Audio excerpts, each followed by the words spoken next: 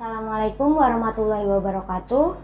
Selamat pagi siswa-siswi SD Icikal Cendikia kelas 2. Bagaimana kabarnya? Semoga kalian selalu dalam keadaan sehat walafiat dan tetap semangat ya. Nah, kali ini kita akan belajar budi pekerti. Sekarang kita yuk bersama-sama buka bukunya. Kita akan belajar tentang indahnya hidup rukun dan tolong menolong. Yang pertama ada hidup rukun. Ada yang tahu nggak hidup rukun itu apa? Coba kita bersama-sama membahas ya.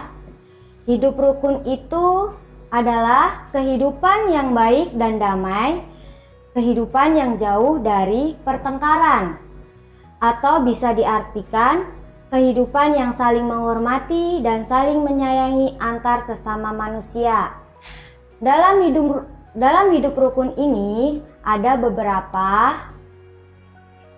Nah, ini ya.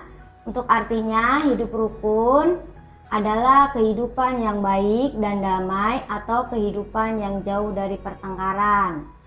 Hidup rukun juga bisa diartikan kehidupan yang saling menghormati dan saling menyayangi sesama manusia. Hidup rukun dibagi ada beberapa tempat. Yang pertama, hidup rukun di dalam keluarga. Hidup rukun di dalam keluarga itu bagaimana ya, Miss? Yang pertama itu hidup rukun kita saling menghargai sesama anggota keluarga. Contohnya, tidak bertengkar dengan adik dan kakak dan selalu menghargai pendapat sesama keluarga. Yang kedua, menciptakan suasana yang nyaman. Itu bagaimana ya, Miss? Kita harus dalam keluarga itu kita harus menerapkan saling sapa, saling senyum, dan saling menjaga kepercayaan. Jadi di dalam keluarga itu kita harus saling sapa. Kakak adik kita harus saling sapa. Kepada ayah, kepada bunda kita harus saling senyum dan saling menjaga kepercayaan. Yang ketiga itu menjalin komunikasi yang baik. Bagaimana, Miss, untuk menjalin komunikasi yang baik ini? Jadi untuk mengatasi perbedaan tersebut, kita harus menjalin komunikasi yang baik. Apapun masalah yang ada di keluarga, kita harus musyawarahkan dengan keluarga. Nah, yang kedua ini ada hidup rukun di sekolah. Hidup rukun di sekolah biasanya kita bersama teman-teman. Jadi bersama teman-teman itu harus hidup rukun. Walaupun kita berteman dengan perbedaan suku, ras, dan budaya, kita harus saling menyayangi dan hidup rukun. Agar terciptanya kerukunan antara sesama di sekolah, ada beberapa yang harus kita lakukan. Yang pertama ada menerapkan senyum dan sapa. Senyum dan sapa kita harus terapkan kepada siapa ya, Miss? Yang pertama kita harus terapkan kepada teman. Yang kedua kepada Miss dan Mister di sekolah. Lalu kita harus menyapa kepada Miss dan Mister. Bagaimana menyapanya, Miss? Assalamualaikum, Mister. Apa kabar? Seperti itu. Nah, yang kedua, saling menghormati. Kita dengan Miss dan Mister harus saling menghormati dengan cara berbicara yang sopan.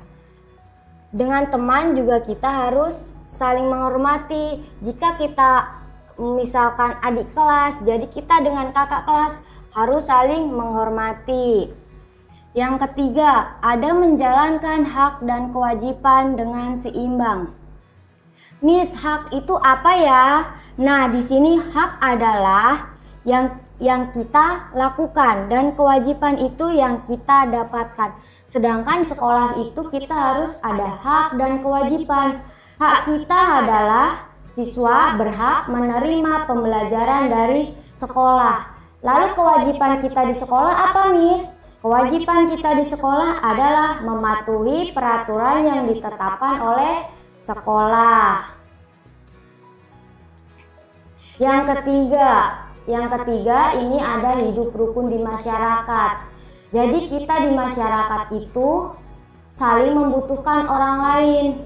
Kita itu termasuk manusia makhluk sosial.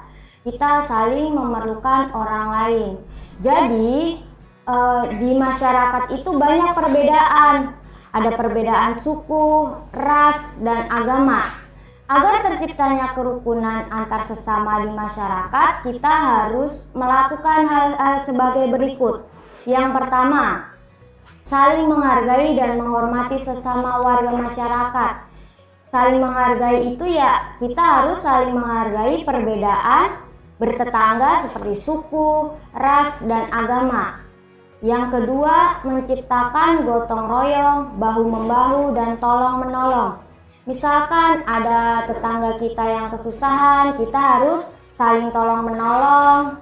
Lalu ada yang kita bantu untuk gotong royong, melakukan gotong royong setiap hari Minggu misalkan. Nah, yang ketiga, tidak membedakan kaya atau miskin, suku, ras, dan agama yang dianutnya. Dalam bertetangga, kita itu banyak perbedaan. Ada yang kaya, ada yang miskin, ada yang sukunya berbeda, rasnya berbeda, dan ada pula pun agamanya juga berbeda. Jadi kita tidak boleh membeda-bedakan untuk saling hidup rukun di masyarakat. Yang terakhir itu selalu menjalin kebersamaan antar warga. Bagaimana Miss untuk menjalin kebersamaan antar warga ini? Jadi kita bisa melakukan seperti gotong royong, itu termasuk menjalin kebersamaan antar warga. Ya anak-anakku sekalian, setelah kita selesai membahas materi hidup rukun dan Miss juga sudah menjelaskan, kalian bisa mengerjakan halaman 9. Ayo mengenal diri ya di halaman 9.